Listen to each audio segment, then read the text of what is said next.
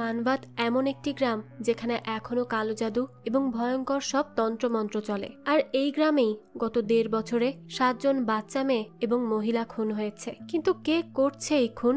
এই সব কিছুর পেছনে কি কোনো শয়তান তান্ত্রিকের হাত আছে, নাকি রয়েছে অন্য কোনো রহস্য? সেই রহস্য উদ্ঘাটন করতেই চলে আসে ইন্সপেক্টর রামাকান্ত। সে কি পারবে আসল অপরাধীকে খুঁজে বের করতে, নাকি নিজেই ফেসে যাবে কালো জাদুর চক্করে? সেটাই দেখব আজকের গল্প মানবাত মার্ডার্সে। শুরুতেই দেখা যায় পার্বতী নামের একজন মহিলা ঘাস কাটছিল। তখন তাকে কেউ একজন ফলো করতে থাকে, আর হঠাৎ করেই পার্বতীর মনে হয় যে কেউ আছে তার আশেপাশে। সে ভাবতে থাকে হয়তো তার চেনা কেউ তাকে ভয় দেখাচ্ছে। তাই সে বলে ওঠে যে এইভাবে ভয় দেখাবে না, কারণ তুমি তো জানোই গ্রামে কি সব চলছে। তো এই কথা বলার সাথে সাথেই কেউ একজন কুড়াল ছুঁড়ে মারে পার্বতীর মাথায়, আর সাথে সাথেই পার্বতীর মৃত্যু হয়। তো এই নিয়ে গ্রামে মোট 7টা মৃত্যু হয়েছে। সময়টা 1973 সাল। তো একজন পুলিশ অফিসার এই কেসটা নিয়েই কথা বলছিল, অর্থাৎ এই সিরিয়াল কিলিংটা নিয়ে। সে এই কেসের এক নতুন পদ্ধতি বের করে, আর তার কাছে বর্তমানে 6টা প্রশ্ন আছে। যদি অফিসার এই 6 প্রশ্নের উত্তর পেয়ে যায় তাহলে কেস নিজে থেকেই সলভ হয়ে যাবে। 1. ভিকটিমকে। 2. কোনটা মৃত্যুর আসল কারণ? কারণ হতে পারে ইচ্ছে করেই পোস্টমর্টেম রিপোর্টে আলাদা আলাদা কারণ লেখা হয়েছে, তাই আমাদেরকে সতর্ক থাকতে হবে আর সত্যকে খুঁজে বের করতে হবে। 3 নাম্বার হলো ক্রাইমটা হয়েছে কোথায়, কারণ অনেক সময় খুন যেখানে হয় সেই জায়গা থেকে চেঞ্জ করে অন্য জায়গায় রেখে আসা হয় মৃতদেহকে। সেই জন্য খুন যেখানে হয় সেই জায়গাটা পাওয়া খুবই গুরুত্বপূর্ণ। 4. মৃত্যুর সময়। মৃত্যুর সময় না জেনে তুমি কখনোই নিশ্চিত হয়ে বলতে পারবে না সেই সময় সন্দেহভাজনরা কোথায় ছিল, তাই এটা জানতে হবে। আর 5. খুনের পেছনের মূল উদ্দেশ্য কি ছিল। এটা কিন্তু অনেকটা কঠিন কাজ। তদন্ত করার সময় বিভিন্ন রকমের জিনিস উঠে আসতে পারে, তবে সেটা চিন্তা করে সঠিক উদ্দেশ্যটা বের করতে হবে। আর সবচেয়ে গুরুত্বপূর্ণ এবং শেষ প্রশ্ন হচ্ছে খুনিকে। সবসময়ই আমাদের একটা অনুমানের মধ্যে দিয়ে যেতে হবে, ভাবতে হবে যে কে খুনি হতে পারে, এরপর সমস্ত তথ্য প্রমাণের ভিত্তিতে তাকে ধরতে হবে। তো এভাবেই সে অন্যান্য পুলিশদেরকে তার সব নলেজ দিচ্ছিল। তো এদিকে পুলিশ স্টেশনে একজন কনস্টেবল আসে আর জানায় 7 নাম্বার খুনটাও হয়ে গেছে। তো তারপরই অফিসার রামাকান্তকে ডাকা হয় মানবাত মার্ডার কেস দেখার জন্য। তো রামাকান্ত সেখানে এসেই একজন সিনিয়রকে বলে, স্যার আমি মানবাত মার্ডার কেস সম্পর্কে শুনেছি, কিন্তু আমি তো এখন এইসব নিয়ে কিছু করতে পারবো না, কারণ বম্বেতে আমি খুব গুরুত্বপূর্ণ 2টা কেস নিয়ে কাজ করছি, আমার ওদিকেই ফোকাস করতে হবে। তো তারপরই সিনিয়র রামাকান্তকে অনেক বুঝিয়ে বলে যে এই মার্ডার কেসটা সমাধান করাটা খুবই জরুরি, আর সেটা একমাত্র রামাকান্তই পারবে। এছাড়া অন্য কেউ এই কেসের কিছুই করতে পারছে না। তো তার এত কথা বলার পর রামাকান্ত যেতে রাজি হয়ে যায়। পরের দিন সকালেই সে মানবাতে আসার উদ্দেশ্যে ট্রেনে উঠে বসে। রামাকান্তকে তখন তার কনস্টেবল বলে, স্যার আপনার মন কি বলছে এই কেস সম্পর্কে, একটু বলুন তো। রামাকান্ত তখন বলে, আমার মন বলছে এই কেসটা খুব কঠিন হবে সমাধান করা। তখন কনস্টেবল বলে, স্যার আপনার প্রথম অনুমান কি ছিল এই কেস নিয়ে? রামাকান্ত বলে, 4 জন নাবালিকা আর 3 জন মহিলাকে নৃশংসভাবে হত্যা করা হয়েছে, তাও একটা ধারালো অস্ত্র দিয়ে। তাদের প্রাইভেট পার্টে ধারালো কিছু দিয়ে আঘাত করে সেখান থেকে রক্ত নিয়ে কোনো এক রিচুয়াল করা হয়েছে। জিনিসটা খুবই ভয়ানক, আর আমার মনে হয় এই সব কিছু কোনো এক তান্ত্রিক করতে পারে। আমার অনুমান তো তাই বলছে। এখন হতেই পারে আমার অনুমান সত্যি আবার ভুল, আমরা এখনই কিছু বলতে পারছি না। তো তারপর কনস্টেবল বলে, কিন্তু স্যার আমরা তো এই নিয়ে কিছুই জানি না। রামাকান্ত তখন বলে, তাই তো আমি এই ব্ল্যাক ম্যাজিক নিয়ে বইটা পড়ছি, যদি কিছু জানতে পারি। তো এরপর তারা এসে নামে মানবাত রেল স্টেশনে। সেখানে আসতেই প্রথমে অফিসার দামোদর এসে তাদেরকে রিসিভ করে আর রামাকান্তকে প্রণাম করতে যায়। রামাকান্ত এটা দেখেই বলে, আরে আরে থাক দামোদর, কি করছো? তখন দামোদর বলে, স্যার আপনি এত বছর পরও আমার নাম মনে রেখেছেন। রামাকান্ত তখন বলে, কেন রাখবো না। যাই হোক, এরপরই সে তাদের দুজনকে পরিচয় করিয়ে দেয়। সে বলতে থাকে, এই হচ্ছে ভাটাকার, আর ভাটাকার এই হচ্ছে দামোদর শুক্লা। আমরা 10 বছর আগে একসাথে কাজ করতাম। তখনই সেখানে আর একজন পুলিশ অফিসার আসে, আর তার নাম পুংসি। আর পুংসি সিআইডির পক্ষ থেকে এসেছে এই কেসকে লিড করবে বলে। তো তারপর পুংসি রামাকান্তকে নিয়ে মানবাতের দিকে যাচ্ছিল, কিন্তু প্রথমেই তাদেরকে একজন লোক এসে তাদের পথ পথ আটকে দাঁড়ায় এবং রামাকান্তকে সতর্ক করে বলে, আপনি এসেছেন ঠিক আছে, তবে একটু সাবধানে থাকবেন আর কেস সমাধান করার চেষ্টা করবেন, কিন্তু সতর্ক থেকে করবেন। কিন্তু তারা ওই লোককে তেমন একটা পাত্তাই দেয় না। তাকে এড়িয়ে তারা মানবাতের দিকে যেতে শুরু করে। তখনই পুংসি বলে, রামাকান্ত স্যার, অবস্থা তো খুব খারাপ যাচ্ছে। আপনি সন্ধ্যার পর আর কোনো মহিলা বা মেয়েকে বাড়ির বাইরে পাবেন না। মানুষ ভয়ে ঘরের এক কোণে হয়ে আছে, তারা বাইরে বেরোতেও ভয় পায়। এসব শুনে রামাকান্ত বলে, কেস শুরু করার সময় তো দুজন সন্দেহভাজনকে গ্রেফতার করা হয়েছিল। তারা কারা? পুংসি জানায়, হ্যাঁ করেছিলাম দুজনকে গ্রেফতার। তাদের নাম হচ্ছে উত্তম রাও আর রুক্মিণী বাই। রামাকান্ত এটা শুনে জিজ্ঞেস করে, তো এই দুজন কারা? পুংসি বলে, উত্তম রাওয়ের একটা মুদির দোকান ছিল, সে সেখানেই কাজ করত। তারপর কিছুদিন পড়াশোনা করার পর রাজনীতিতে চলে আসে। এরপর ভালো মানুষের সান্নিধ্য পেয়ে নিজেকে দাঁড় করায় আর মিউনিসিপ্যাল কাউন্সিল চেয়ারম্যান হয়ে যায়। ওনার প্রথম স্ত্রীর থেকে একটা ছেলে হয় যার নাম জয়ন্ত। জয়ন্ত তার সাথে থাকে না, সে আলাদা হয়ে গিয়েছে। তো এরপরই উত্তম রাও রুক্মিণীর প্রেমে পড়ে যায়, আর এই হচ্ছে এদের পেছনকার কাহিনী। তো রুক্মিণীর বাড়ির সামনে আসলেই একটা কাঁচা মাংসের গন্ধ আসে। তখনই পুংসি বলে, স্যার, এরা কাঁচা মাটনের মাংস খায়, তাই এরকম গন্ধ করে এই জায়গায়। এই কথা শুনে রামাকান্ত একটু অবাকই হয়। যাই হোক, এরপর বাড়ি আসার পর পুংসিকে রামাকান্ত বলে, আচ্ছা, এই দুজনকে গ্রেফতার করার কারণ? পুংসি বলে, স্যার, তাদের তেঁতুল গাছের নিচে অনেক ধন সম্পদ আছে বলা হয়, তাই প্রতিটা খুনের পর সেখান থেকে তন্ত্রমন্ত্রের আওয়াজ আসে। এটা সাধারণ মানুষের দাবি। এসব শুনে রামাকান্ত বলে, তাহলে এরা জেল থেকে ছাড়া পেল কিভাবে? তখন পুংসি জানায়, আসলে কেউই এদের বিরুদ্ধে কথা বলতে পারেনি, তবে অনেক কিছু করার পর এদেরকে মানবাদ থেকে তাড়ানো সম্ভব হয়েছে। এখন তারা থাকে পারভানিতে, তাই বলা যায় যে তারা আর কোনোভাবেই এই তদন্তের মধ্যে হস্তক্ষেপ করতে পারবে না। অন্যদিকে রুক্মিণী আর উত্তম রাওয়ের কাছে একজন উকিল আসে যার নাম দুসানে। তো রুক্মিণী রেগে বলে, আর কতদিন লাগাবেন আমাদেরকে আবারও মানবাতে ফিরিয়ে দিতে? এত দিন তো হয়ে গেল, এখনো কিছুই করতে পারছেন না। তখন দুসানে বলে, আমি তো চেষ্টা করছি, একটু সময় তো লাগবেই। উত্তম রাও তখন বলে, দেখুন, আর মিথ্যা বলবেন না তো, আপনি আমাদের জন্য কিছুই করতে পারবেন না, যা আমার বোঝা হয়ে গেছে। আর এভাবে দিনের পর দিন চলতে থাকলে আমাদের ক্ষেত খামার লাটে উঠবে, তখন আমরা কি করব? তো দুসানে বলে, রুক্মিণী বাইয়ের বোন সুমিন্দ্রি বাই তো এসব দেখাশোনার কাজ আগেও করেছে, এবারও করে নিবে, তাই তারা যেন এসব নিয়ে চিন্তা না করে। দুসানের কাছ থেকে এই কথা শুনে উত্তম রাও বলে, এই শোনো, আমি না কাউকেই ভরসা করি না। এইভাবে অনেকেই ঠকাতে পারে, কারণ টাকা মানুষের মাথা খারাপ করে দেয়। এবার সব ঠিকঠাক করে তাড়াতাড়ি আমাদের ফিরে যেতে দাও তো।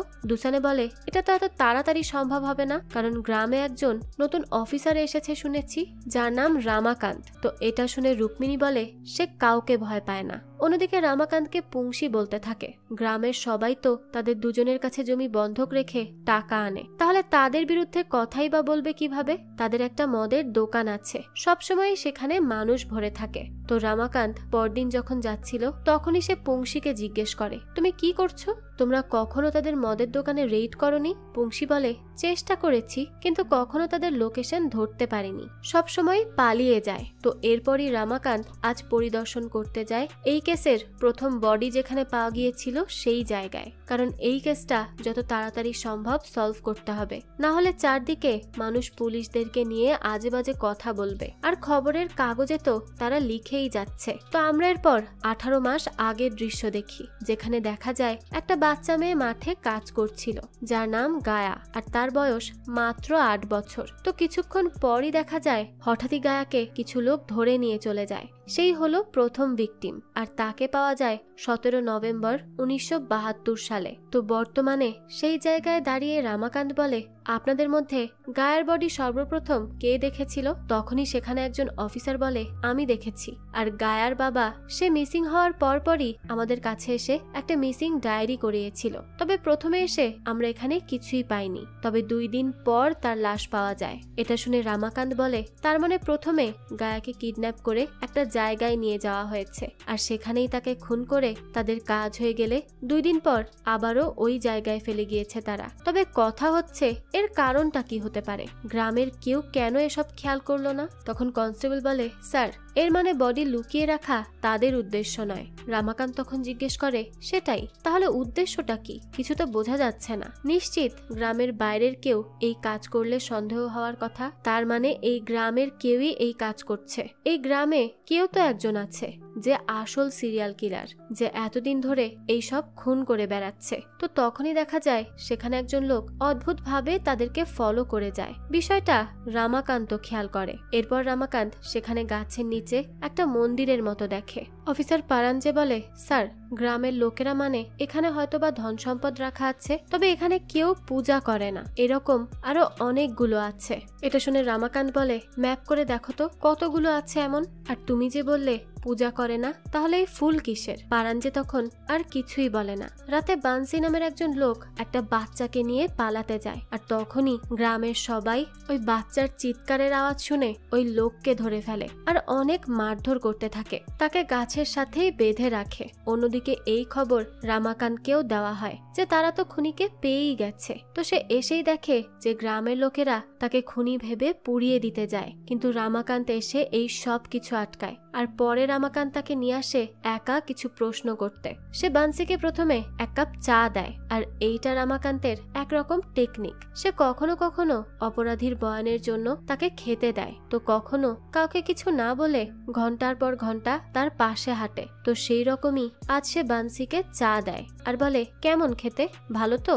বানসি তো একটু শকড হয় আর বলে, হ্যাঁ স্যার, ভালো। রামাকান্ত তখন বলে, আচ্ছা বানসি, একটা কথা বলো তো, গ্রামের প্রথম খুন মানে গায়ার যখন খুন হয় তখন তুমি কোথায় ছিলে? বানসি বলে, আমি সত্যি দিব্যি করে বলছি স্যার, আমি কিচ্ছু করিনি, আমি তাদের কাউকেই মারিনি। এটা শুনে রামাকান্ত বলে, কাউকে মানে কি বলতে চাইছো? বানসি বলে, মানে ওই যে 7 জন মারা গেল, আমি তাদেরকে মারিনি। এই কথা আমি আগে পারাঞ্জে স্যারকেও বলেছি। রামাকান্ত এটা শুনে বলে, আচ্ছা ধরে নিলাম তুমি তাদেরকে খুন করনি, কিন্তু কে করেছে তাহলে? বানসি বলে, সেটা তো আমি বলতে পারবো না স্যার। রামাকান্ত তখন বলে, আচ্ছা ঠিক আছে, তাহলে তুমি আজ সেভান্তাকে তুলতে গিয়েছিলে কেন? কি করতে চাইছিলে তার সাথে? বানসি বলে, আমি তাকে খুন করতে চাইনি স্যার। তখন রামাকান্ত বলে, সেটাও মানলাম, তাহলে কেন তুলেছিলে বলো? এই কথার কোনো উত্তরই দিতে পারে না বানসি। তখনই রামাকান্ত তার পাশে এসে বসে আর বলতে থাকে, আমি বুঝতে পারছি বানসি তোমার ব্যাপারটা। একটা কথা বলো তো, এই সেভান্তার মতো বাচ্চা মেয়েদেরকে দেখে তোমার মনে ঠিক কি চলে? লোকজন তো এই কাজের জন্য বহুবার তোমাকে মারধরও করেছিল, তাহলে একই কাজ কেন করলে? বানসি তখন বলে, হ্যাঁ স্যার, কিন্তু আমি জানি না আমার সাথে কি হয়, আর আমি এইরকম কাজ করে ফেলি। আমি জানি আমি খারাপ করেছি, বাচ্চা মেয়েদের দিকে আমার চোখ দেওয়া উচিত না। আমি আর কখনো এমন করব না। আমাকে দয়া করে স্যার এখানেই থাকতে দিন, না হলে গ্রামের লোকেরা আমাকে পিটিয়ে মেরে ফেলবে। রামাকান্ত বলে, আচ্ছা ঠিক আছে। তো বাইরে আসার পর রামাকান্ত পুংসেকে বলে, তুমি গায়ের ফাইলে লিখেছিলে H4, এর মানে কি? পুংসে বলে, আসলে পোস্টমর্টেম রিপোর্টে গায়ার ক্ষতস্থানে একরকম তুলো পাওয়া গিয়েছে, যা গ্রামেই চাষ হয়, আর সেটাও উত্তম রাওয়ের ক্ষেত। তারপরই আমি নিশ্চিত হয়ে যাই যে উত্তম রাও আর রুক্মিণী বাই এই ক্রাইমের সাথে কোনো না কোনো ভাবে জড়িয়ে আছে। রামাকান্ত এসব শুনে বলে, তখনই যদি তুমি তাড়াহুড়ো করে তাদের গ্রেফতার না করতে, তাহলে আজ আমরা তাদেরকে কোণঠাসা করে দিতে পারতাম। এখন আমরা এখানে কষ্ট করে মরছি আর তারা পারবানিতে আরাম করছে। তো এদিকে রুক্মিণীকে উত্তম রাও বলে তাদের মদের হিসেবের কাজটা জায়ান্টকে দিবে। রুক্মিণী এটা শুনে বলে, আমি জানি আমার বোন সুমিন্দ্রিকে, আর তাই আমি আমার নিজের সন্তান যতদিন না পাবো ততদিন শান্ত হব না। তো রুক্মিণীর কথাই বোঝাই যাচ্ছে যে সে একটা বাচ্চার মা হওয়ার জন্য খুবই ব্যাকুল হয়ে আছে, আর তার বিনিময়ে সে যে কোনো কিছুই করতে রাজি। এদিকে আমরা সুমিন্দ্রিকে দেখি, সে কিছু টাকা পারাঞ্জেকে দেয়। এই পারাঞ্জে আসলে সবার আড়ালে এদের পক্ষে হয়ে কাজ করছে। পারাঞ্জে বলে, এই টাকা দিয়ে কি হবে? শহর থেকে একজন বড় পুলিশ অফিসার এসেছে, তাকেও তো সামলাতে হবে। তখন সুমিন্দ্রি বলে, এইসব নিয়ে তোমাকে ভাবতে হবে না, আমি আমার কাজ সব সামলে নিব। তো পারাঞ্জে যাওয়ার আগে বলে যায় সে যেন কাচু পাকুর থেকে দূরে থাকে, কারণ তাকে ধরার জন্য রামাকান্ত তার পেছনেই পড়ে আছে। তো পারাঞ্জে যাওয়ার পর সেখানে আসে কাচুপাকু নামের একজন লোক। এই কাচুপাকুকে দেখেই সুমিন্দ্রি জিজ্ঞেস করে, কাজ হয়েছে তো? কাচুপাকু বলে, হ্যাঁ হয়েছে, খুব ভালো করেই, আর তার ইফেক্ট কালকেই দেখতে পারবে। তো সুমিন্দ্রি কিছু টাকা দেয় তাকে আর বলে, তুই কিছুদিনের জন্য গ্রাম ছেড়ে চলে যা, কারণ পুলিশের ছড়াছড়ি চারিদিকে, কখন আবার ধরা পড়ে যাবি। তো পরদিন সকালেই রামাকান্ত রাঘু নামের একটা বাচ্চা ছেলেকে তেঁতুল গাছের নিচে নিয়ে আসে আর বলে, এখানেই তুমি শেষবার শাকিলাকে দেখেছিলে তাই তো? রাঘু বলে, হ্যাঁ, আমি তাকে এখানেই ঢিল ছুটতে দেখেছি, শাকিলা এখানেই তেঁতুল পাড়তে এসেছিল। তো এবার আমরা ভিকটিম শাকিলাকে দেখি, যার বয়স ছিল 10 বছর। সে এইখানে তেঁতুল পাড়তে আসে। তখনই তাকে একজন লোক আড়াল থেকে ইশারা করে ডাক দেয়। তো শাকিলা সেখানে যাওয়ার পর কেউ একজন তাকে ব্রেড খেতে দেয়, আর সে যখন সেটা খাচ্ছিল তখনই তার পেছন থেকে লোকটা এসে গলা চেপে ধরে, আর মৃত্যুর পর তার মুখে ব্রেডের টুকরোও পাওয়া গিয়েছিল। আর এই শাকিলাই হচ্ছে দ্বিতীয় ভিকটিম। তো তখন তারিখ ছিল 17 জানুয়ারি 1973 সাল। তো এই ঘটনা জানার পর রামাকান্ত বুঝতে পারে শাকিলাকে খাবারের লোভ দেখিয়ে নিয়ে তারপর খুন করা হয়েছে। তো রামাকান্ত যখন এই নিয়ে ইনভেস্টিগেশন করছিল তখন সে খেয়াল করে আজও সেদিনের মতোই তাকে একজন লোক ফলো করছে। তাই রামাকান্ত এবার এই বিষয়টা শুক্লাকে বলে, যেন সে তদন্ত করে দেখে এই লোকটা কে, যে তাদেরকে এই নিয়ে দ্বিতীয়বার ফলো করছে। তো এখান থেকে যাওয়ার আগেই রামাকান্ত শুক্লাকে বলে শ্রীরাঙ্গের সাথে দেখা করবে সে, তাই তাকে যেন নিয়ে যায় শুক্লা। তো এই বলে যখন রামাকান্ত গাড়িতে উঠছিল তখনই তার মাথাটা হঠাৎ কেমন যেন করে ওঠে, যদিও সে এইসব এতটা পাত্তা দেয় না আর সেখান থেকে চলে যায়। এরপর আমরা সুমিন্দ্রিকে দেখি। তার একটা মেয়ে আছে যার নাম কামিলি। সে স্কুলে আসতে চাইছিল না, তাই সুমিন্দ্রি নিজে জোর করে তাকে স্কুলে নিয়ে আসে। এদিকে রামাকান্ত দেখা করে শ্রীরাঙ্গের সাথে, কারণ তার এলাকায় যে জমিগুলো আছে সেখানে মাটি খোদাই করে পুজো করা হয়, আর মৃতদেহ সেখান থেকে পাওয়া গিয়েছিল অনেকবার। শ্রীরাঙ্গ বলে, স্যার আমার জমি থেকেই এই মৃতদেহ পাওয়া গিয়েছে মানে তো আমি খুন করেছি এমন নয়। আমি সত্যিই কিছু করিনি, আমি শুধু লোকের বলা কথায় দেখেছি মাটি খুঁড়ে সত্যি ধন সম্পদ পাওয়া যায় কিনা। রামাকান্ত এসব শুনে বলে, তো পুজো কে করতো? শ্রীরাঙ্গ জানায় সেখানে কাচু পাকু পুজো করে দিত। আমাকে সে বলেছিল মহিলাদের রক্ত লাগবে, কিন্তু আমি তাকে ছাগল দিয়ে বলেছিলাম এটা দিয়ে হলে কর, না হলে চলে যা। সত্যি বলছি স্যার, আপনি কাচু পাকুকেই এসব জিজ্ঞেস করে নিয়েন। তো রামাকান্তকে এসব শুনে পারাঞ্জে বলে, স্যার আমি তাকে খুঁজে দেখেছি কিন্তু সে তো উধাও হয়ে গিয়েছে। রামাকান্ত বলে, আমাদের ইনভেস্টিগেশনের শুরুতেই সে এভাবে উধাও হয়ে যাওয়ার ব্যাপারটা আমি কাকতালীয় মানতে পারছি না। তো এখানে রামাকান্ত তাদেরকে একটু হুঁশিয়ারি দিয়ে যায় যেন তারা সাবধান হয়ে যায়। রাতে হঠাৎ করেই কামিলি বাইরে এসে বসে আর কিছু একটা ছবি আঁকে, যা দেখার সাথে সাথে সুমিন্দ্রি সেটা ছেঁড়ার জন্য তার হাত থেকে কেড়ে নেয়। সেখানে আসলে বাচ্চাদের বলি দেওয়ার ছবি আঁকা ছিল। তার মানে নিশ্চয়ই কামিলি কিছু দেখেছে। যাই হোক, এইদিকে রাতে যখন রামাকান্ত তার রেডিওটা একটু ঠিক করছিল তখনই তার রেডিওর একটা পার্ট নিচে পড়ে যায়, আর সেটা খুঁজতেই সে খাটের নিচে টর্চ জ্বালিয়ে দেখতে থাকে। আর তখনই সে খেয়াল করে সেখানে একটা অদ্ভুত পুতুল রাখা ছিল, যেটা দেখেই বোঝা যাচ্ছে নিশ্চয়ই কেউ তার উপর কালো জাদু করছে।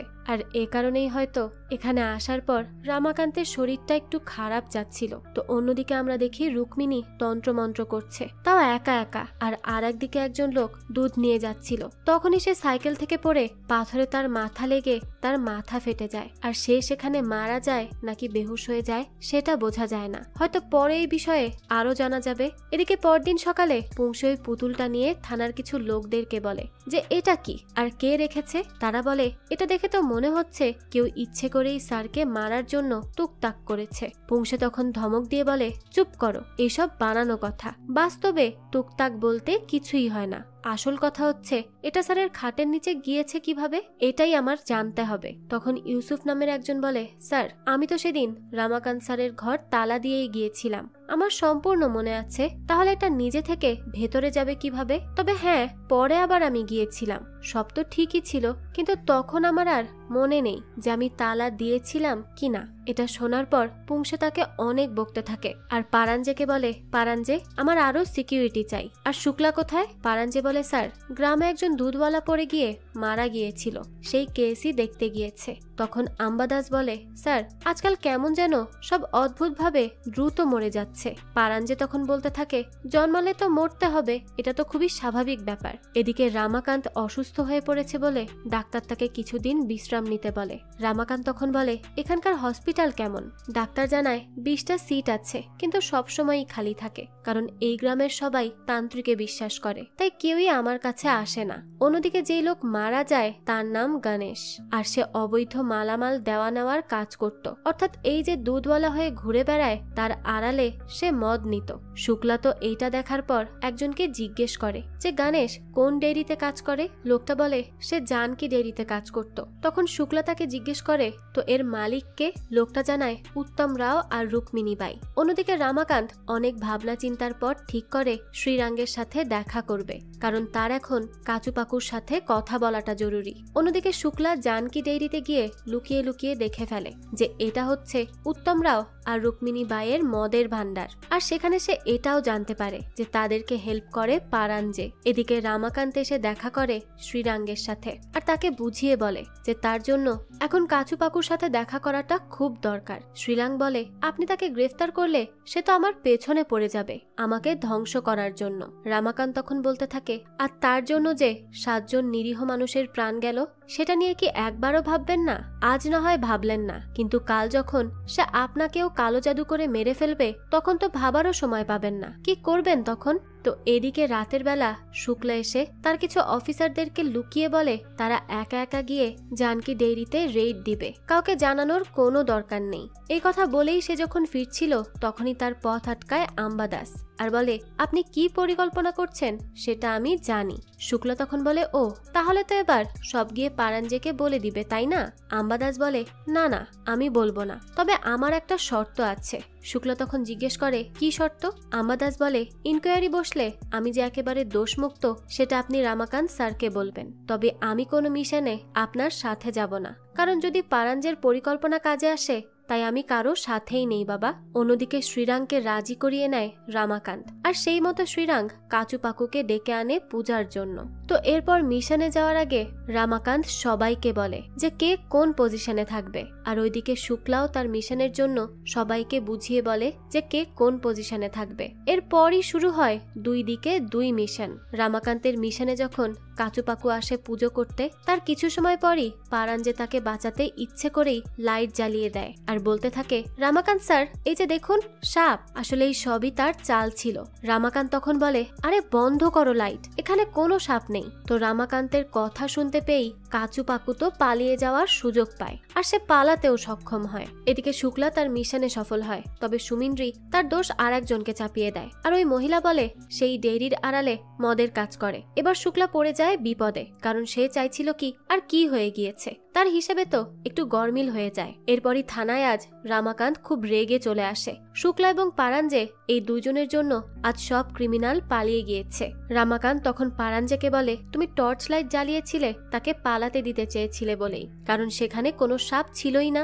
এসবের মানেটা কি? তখন শুক্লা বলে স্যার আমি শুনেছি তারা ডেইরিতে কথা বলছিল, পারাঞ্জে তাদের থেকে ঘুষ নিত হেল্প করার জন্য। তখনই ওয়াকাতকার এসে বলে তো তোমার এত জলদি কেন ছিল তাদেরকে ধরার? আমরা আসা পর্যন্ত অপেক্ষা করতে পারছিলে না? আজ তোমাদের জন্য সবাই পালিয়ে গেল, তার সাথে অ্যালার্টও হয়ে গেল। তো এখানে পারাঞ্জে আর শুক্লা এক প্রকার ঝগড়াই লেগে যায়, তাই সেখান থেকে বিরক্ত হয়ে চলে যায় রামাকান্ত। এদিকে মানবাতে আসার অনুমতি পেয়ে যায় উত্তম রাও এবং রুক্মিণী বাই। রুক্মিণী এসেই তার বাড়ির গাছের মধ্যে কিছু মাটি জাতীয় জিনিস রাখে, তারপর সেটাকে মাথা থেকে হাত জোর করে। এইসবের মানেটা কি সেটা সেই ভালো জানে, হয়তোবা এর পেছনেও কোনো রহস্য আছে যা গল্পের মধ্যেই খোলাসা করা হবে। অন্যদিকে আজ পুলিশ স্টেশনে যখন পরবর্তী ক্রাইম স্পট ভিজিট করার ব্যাপারে কথা বলা হচ্ছিল, তখনই সেখানে শুক্লা আসে আর বলতে থাকে স্যার আমি ওই লোককে ফলো করেছি যে আপনাকে ফলো করেছিল 2 বার। তার নাম হচ্ছে শঙ্কর, আর আমার মনে হয় সে উত্তম রাওয়ের হয়েই কাজ করে। রামাকান্ত তখন বলে তোমার সাথে একজন কনস্টেবল আছে না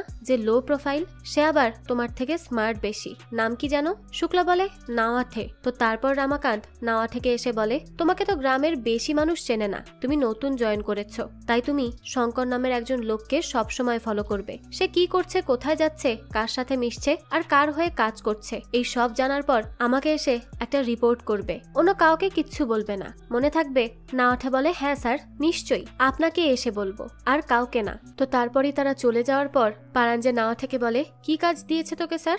নাওয়াঠে তো সত্যিই খুব স্মার্ট, তাই সে বলে আমি বলতে পারবো না, স্যার বলেছেন কাউকে বলা যাবে না। তো পারাঞ্জে ভয় দেখানোর পর নাওয়াঠে বলে সরি স্যার আমি বলতে পারবো না, আমি রামাকান্ত স্যারের অর্ডারই ফলো করছি। তো এরপর রামাকান্ত ওয়াকাতকার এবং পুংশেকে নিয়ে একটা জায়গায় চলে যায় ইনভেস্টিগেশন করতে। এদিকে তুকুয়া নামের একজন এই গ্রামের স্কুল টিচারের সাথে কথা বলছিল। তুকুয়া বলে আমি জানকী ডেইরিতে যে কাজ করি সেটা ভালো লাগে না। টিচার তখন জিজ্ঞেস করে কেন? তো তুকুয়া বলে সেখানে খুব আজে বাজে কাজ হয়। টিচার বলে তোর যদি এই কাজ ভালো না লাগে তাহলে ছেড়ে দে। তুকুয়া তখন বলে আমার মতো লোককে আর কে কাজ দিবে বলতো? এটা শুনে তাকে টিচার বলতে থাকে দেখ যদি তোর তোর ভালো কিছু করার ইচ্ছা থাকে তাহলে আমার সাথে থাক, আর না হলে চলে যা। অন্যদিকে আজ রামাকান্তরা আসে তৃতীয় ভিকটিম স্পটে, যার নাম ছিল সুগন্ধা বাই, আর সময় ছিল 21 ফেব্রুয়ারি 1973 সাল। পুংসে বলে, স্যার এই 3 নম্বর খুনটা হয় একজন মহিলার, এর আগে দুটো ছিল বাচ্চা। ওয়াকাটকার বলে, আর তার স্বামীর কথা অনুযায়ী তাকে এখানেই আক্রমণ করা হয় এবং খুনের পর তার প্রাইভেট পার্টে কোনো ধারালো কিছু দিয়ে আঘাত করা হয়েছে।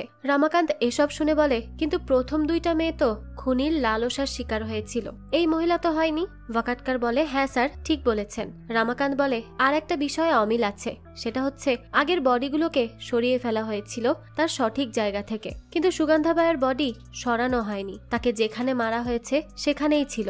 পুংসে বলে, স্যার চতুর্থ ভিকটিম যার নাম নাজিমা, তার বডিও কিন্তু কোথাও সরানো হয়নি। রামাকান্ত এসব শুনে বলে, হ্যাঁ এটা ঠিক বলেছ, তাই বডি যেখানে পাওয়া গিয়েছিল চলো সেখানে যাই। এরপর তারা যখন যাচ্ছিল তখনই রামাকান্ত আবারও সেই মন্দিরের পাথর দিয়ে রাখা ওই জায়গাটা এখানেও পায়, অর্থাৎ এখানেও ধন সম্পদ পাওয়ার বোকামি করে কেউ না কেউ পুজো করতে পারে বলে সন্দেহ হয় রামাকান্তের। এরপর আমরা চতুর্থ ভিকটিমকে দেখি, যার নাম নাজিমা এবং বয়স ছিল 9 বছর। সে যখন মারা যায় তখন সময় ছিল 13 এপ্রিল 1973 সাল। তো এবার রামাকান্তরা আসে সেই স্থানে। পুংসে বলে, স্যার যেমনটা বলেছিলাম নাজিমার বডিও সরানো হয়নি, তবে তার প্রাইভেট পার্টে আঘাত করা হয়েছিল, সেই সাথে আরো খারাপ কিছু হয়। রামাকান্ত বলে, কি? পুংসে তখন বলে, হ্যাঁ স্যার, তার মাথা গলা থেকে আলাদা করা ছিল আর হাতের আঙুল কাটা ছিল এবং অনেক জায়গায় কাটা ছেঁড়া ছিল।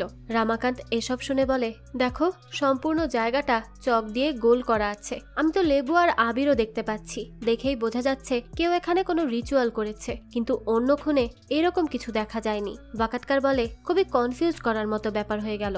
রামাকান্ত তখন বলতে থাকে, এই রিচুয়াল নিয়ে আমি সেই বইয়ে পড়েছি, সেই কালো জাদুর বই, তবে সেটা গুপ্তধন পাওয়ার জন্য নয়, বরং কাউকে মারার জন্যই এরকম রিচুয়াল করা হয়, আর এগুলো আসছে মূলত পশ্চিমবঙ্গ থেকে, মহারাষ্ট্রে এসবের কোনো অস্তিত্ব নেই। ওয়াকাটকার বলে, স্যার আমার মনে হচ্ছে এই সবের পেছনেই কাচুপাকু রয়েছে, তবে স্যার আপনি চিন্তা করবেন না, আমাদের কনস্টেবল তাকে পারবানিতে খোঁজাখুঁজি করছে। তো তখনও সেখানে তাকে ফলো করছিল শঙ্কর। এবার রামাকান্ত একটা ম্যাপ দেখার পর ওয়াকাটকারকে বলে, তুমি খেয়াল করে দেখো প্রথম 2টা মার্ডার কিন্তু ওই ধন সম্পদের মন্দির পান্ডার ঠিক কাছেই ছিল, তারপর তৃতীয় আর চতুর্থ খুনও কিন্তু এই মন্দিরের কাছেই হয়েছে। ওয়াকাটকার বলে, স্যার পঞ্চম মার্ডারের পরও বডিকে পান্ডা মন্দিরের কাছে নিয়ে যাওয়া হয়েছিল। পুংসে তখন বলে, আর 6 এবং 7 নাম্বার খুনের বডি কোথাও সরানো হয়নি, কিন্তু তাদের বডিও কিন্তু পান্ডা মন্দিরের কাছেই ছিল।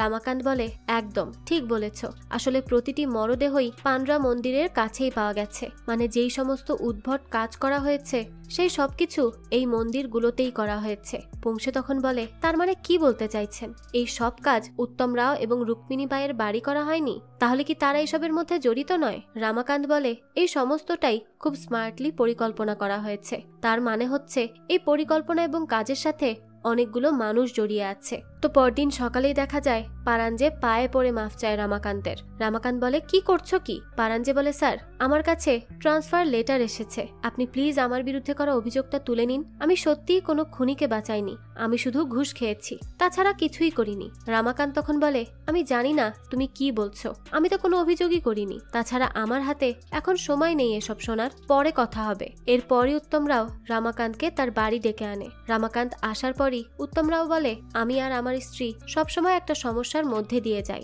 গ্রামে যাই হোক সেটা প্রমাণ ছাড়া হলেও আমাদের ঘাড়েই দোষ চাপিয়ে দেয় সবাই, তাই আমি চাই আপনি আসল দোষীকে ধরুন, তার জন্য যা চাই আমরা দিব।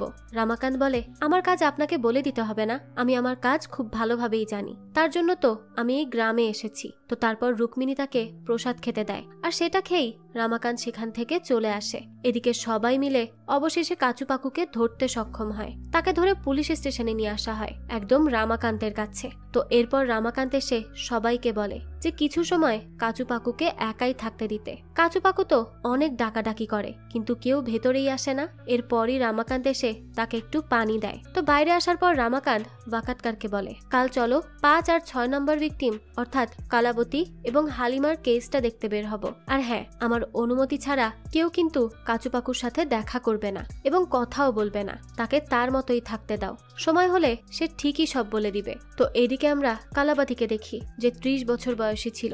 সে ছিল 5 নম্বর ভিকটিম, আর সময়টা ছিল 29 জুন 1973 সাল। সে যখন কাজ করছিল তখন 2 জন লোক উপর থেকে একটা বড় পাথর তার মাথায় তাক করে ফেলে, আর সে সেখানেই মারা যায়। বর্তমানে রামাকান্ত আসে কিষান রাওয়ের সাথে কথা বলতে, যে ছিল কালাবতীর স্বামী। কিষান রাও বলে, সেদিন আমি কাজ শেষ করে এসে যখন কালীকে পাই তখন আমি এদিকে ওদিকে সবাইকে জিজ্ঞেস করি। তারা বলেছিল কালী কাঠ কুড়োতে গিয়েছিল। আমি ভেবেছিলাম সে ফিরে আসবে তাড়াতাড়ি, কিন্তু সন্ধ্যা হয়ে যাওয়ার পরও যখন সে আসেনি তখন আমি তাকে খুঁজতে বের হই, আর দেখি ব্রিজের নিচে রক্ত, কিন্তু কালীর বডি সেখানে ছিল না। রামাকান্ত বলে, বডি ছিল সেখান থেকে দূরে এই পানরা মন্দিরের কাছে। কিষান রাও বলে, হ্যাঁ স্যার, এখানেই বডি পাওয়া যায়। রামাকান্ত এরপর বলতে থাকে, কিষান রাও, আমি এই সব পড়েছি রিপোর্টে, তবে এমন কিছু কি আপনার মনে আছে যা আপনার বলা হয়নি বা মিস করে গেছেন? কিষান রাও তখন বলে, সে হয়তো দেবীর ক্রোধে মারা গিয়েছে। রামাকান্ত এটা শুনে বলে, কিসের ক্রোধ? কিষান রাও বলে, আসলে আমাদের সন্তান ছিল না, আমরা মানত করেছিলাম বাচ্চার জন্য মঙ্গলবার একটা ছাগল বলি দিব, তবে আমাদের কাছে টাকা না থাকায় আমরা দিতেই পারিনি, তাই সেটা দেবীরই রাগের ফল। রামাকান্ত এসব শুনে বলে, আপনার স্ত্রীকে খুন করা হয়েছে তার প্রমাণ আছে আমাদের হাতে, অথচ আপনি এইসবে বিশ্বাস করছেন? কিষান রাও বলে, আসলে আপনি পড়াশোনা জানা মানুষ তো, তাই এসব বিশ্বাস করছেন না, কিন্তু যেদিন আপনার সাথে হবে সেদিনই বুঝতে পারবেন। তো তারপর আমরা 6 নম্বর ভিকটিম হালিমাকে দেখি, যার বয়স ছিল 10 বছর। সময়টা ছিল 13 জুলাই 1973। সে তার বাবার সাথে বাজারে জিনিস বিক্রি করতে আসে। তো বর্তমানে রামাকান্ত আসে হালিমার বাবার সাথে কথা বলতে। তার বাবা বলে, পুলিশের কাছে যায়নি, কারণ পুলিশ আগের 5টা খুনের কিছুই করতে পারেনি। আমার মেয়ে নিখোঁজ হয়ে যাওয়ার 2 দিন পর আম্বা দাস আর পারাঞ্জে আসে। তারপর আমি দেখি একটা বাচ্চা মেয়ের বডিকে ওই শয়তানরা 48 বার কুপিয়েছে। অন্যদিকে উত্তমরাও বলে, এই রামাকান্ত আমাদেরকে সব দিক থেকে ধরেছে, তার বুদ্ধি আছে বলতে হয়। সে কাচুপাকুকে ধরে রেখেছে, আর আমরা যদি তাকে এড়িয়ে যাই তাহলে আমাদেরও একই অবস্থা করবে। রুক্মিণী তখন বলে, সুমিন্দ্রি, কিছু একটা করতে হবে তোর। তখন সুমিন্দ্রি বলে, আমি কি করব? সে তো আমাদেরকে এমনিতেই এক ঘরে করে রেখেছে। উত্তমরাও তখন বলে, এসব কিছুই হতো না যদি তুই ব্যবসাটা ঠিক মতো সামলে রাখতে পারতি। ব্যবসাটা বন্ধ হয়েছে শুধুমাত্র তোর জন্য। সুমিন্দ্রি তখন বলে, আর লাভও কিন্তু আমার জন্যই হয়েছে। তখন উত্তমরাও কামিলীর দিকে নজর দেয়। তাই সুমিন্দ্রি বলে, আমাকে কি করতে হবে এখন? এদিকে রামাকান্ত কথা বলা শেষে যখন ফিরে আসছিল তখন সে বলে, সারা গ্রামেই অভাব, তাই যদি শুধুমাত্র মদ কিনে খাওয়ার টাকার জন্য কেউ প্রাণ নিয়ে থাকে তাহলে ব্যাপারটা সত্যিই খুব ভয়ঙ্কর। আমাদের খুব দ্রুতই শঙ্করের সাথে কথা বলতে হবে ভাকাতকার, কিছুটা সময় যেতে দাও, তারপর আবারও তার উপর নজর রাখা শুরু করবে। তো তারপর তারা আসে কাচুপাকুর সাথে দেখা করতে। অন্যদিকে রাতের বেলা আর একটা মেয়েকে ধারিয়া নামের কেউ একজন তুলে নিয়ে যায় আর বলে, আমি 7টা খুন করেছি, এখন তুই 8 নম্বর হবি। তার পেছনে তখন গ্রামবাসীরাও আসছিল ওই মেয়েকে খুঁজতে। এদিকে রামাকান্ত এসে কাচুপাকুকে জিজ্ঞেস করে, সে কিসের পুজো করত? কাচুপাকু বলে, আমি যে পুজোই করতাম তা মিথ্যা আর ভণ্ডামি ছিল, আমি টাকার জন্যই এসব করেছি, আর মানুষের বলি দেওয়ার ব্যাপারে আমি কিছুই জানি না। শ্রীরামকে যা বলেছি তাও মিথ্যা বলেছিলাম, আসলে আমাকে রুক্মিণী টাকা দিত তার সন্তান হওয়ার পুজো করতে,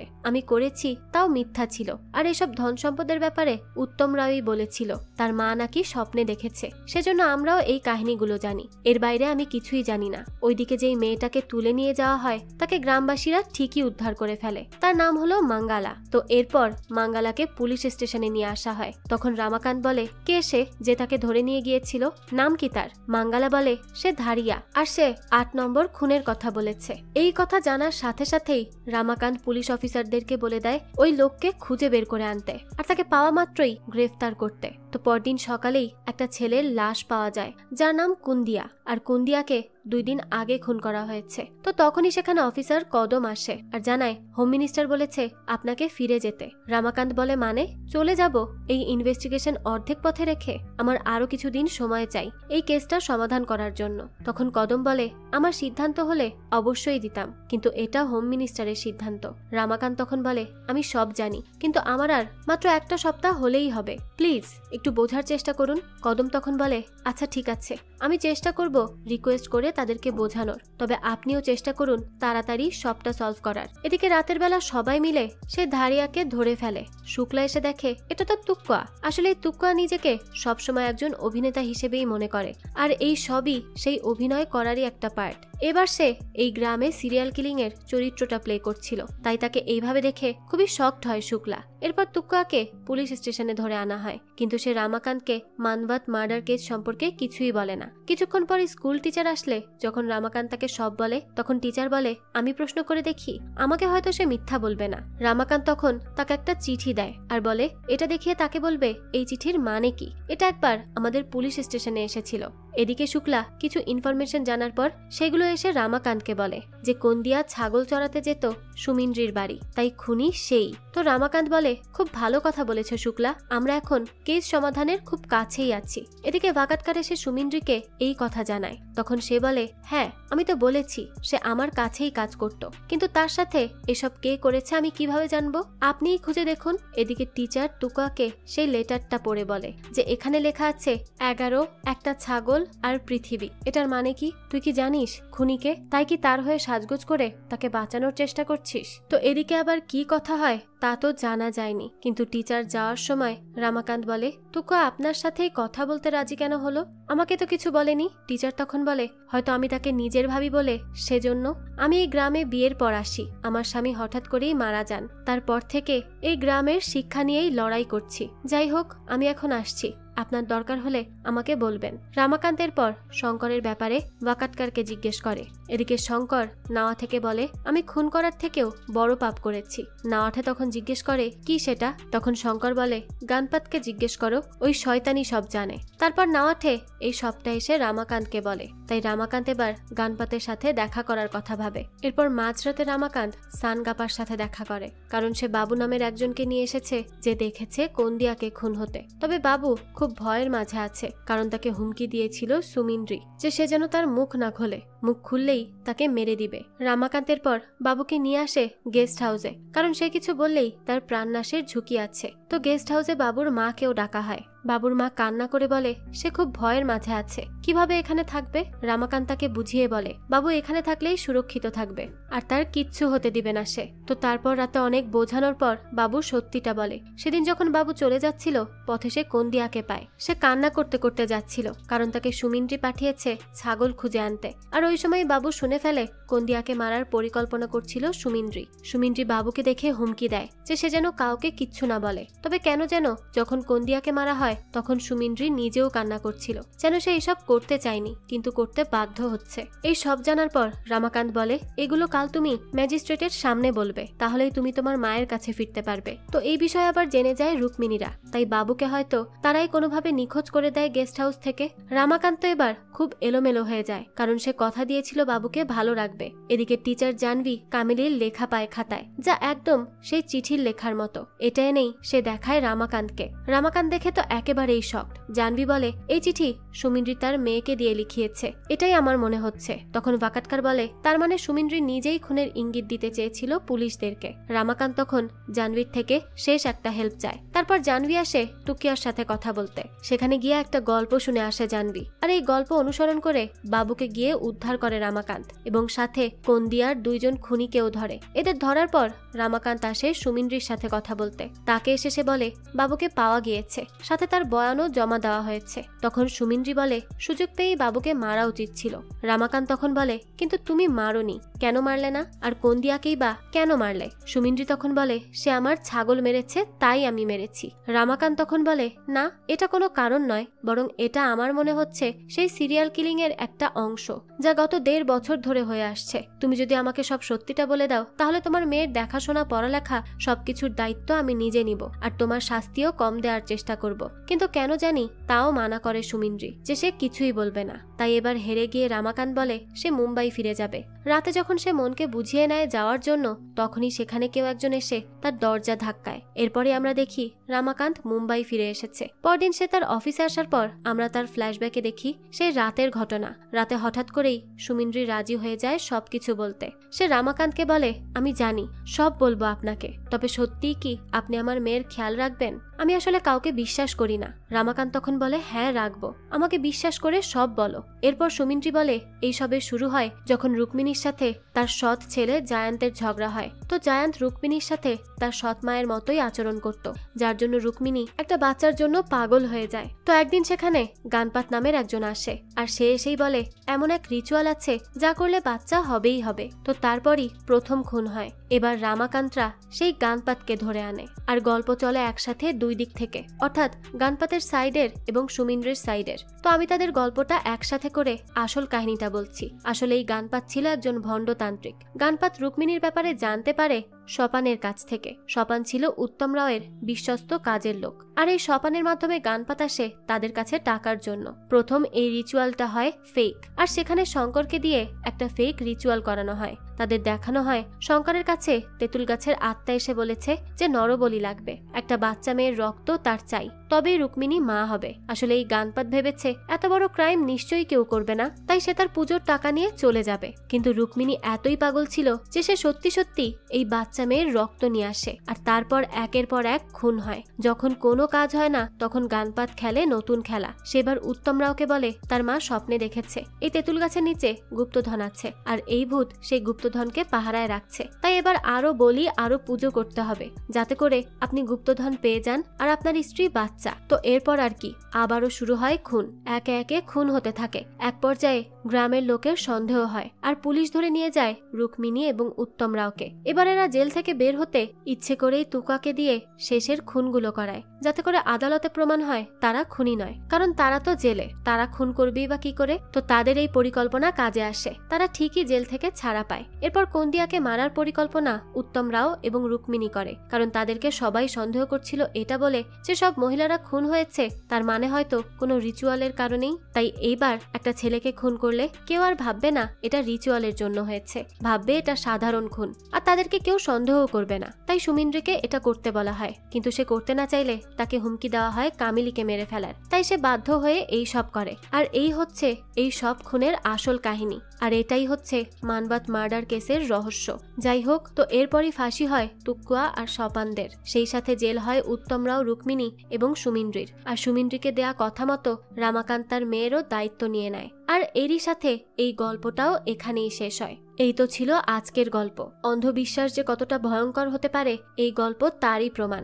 যাই হোক, তো এই গল্পটা আপনাদের কাছে কেমন লেগেছে সেটা অবশ্যই আমাদেরকে কমেন্ট করে জানাবেন। যদি এতটুকু ভালো লেগে থাকে তাহলে একটি লাইক দিয়ে যাবেন। আর হ্যাঁ, আমাদের এই চ্যানেলে কিন্তু প্রতিনিয়ত নতুন নতুন ভিডিও আপলোড করা হয়। সেই সব ভিডিওর আপডেট পেতে আমাদের চ্যানেলটিকে সাবস্ক্রাইব করে বেল আইকনে অল দিয়ে রাখতে কিন্তু ভুলবেন না। আর এই সম্পূর্ণ সিরিজটি আমাদের টেলিগ্রাম চ্যানেলে আপলোড দেওয়া আছে। সিরিজটি দেখতে চাইলে কমেন্ট বক্সে দেওয়া লিঙ্ক থেকে জয়েন করে নিন আমাদের টেলিগ্রাম চ্যানেলে। আজকে তাহলে এই পর্যন্তই, আবারও হাজির হব নতুন কোনো ভিডিও নিয়ে। সেই পর্যন্ত সবাই ভালো থাকবেন আর আমাদের চ্যানেলের সাথেই থাকবেন। ধন্যবাদ।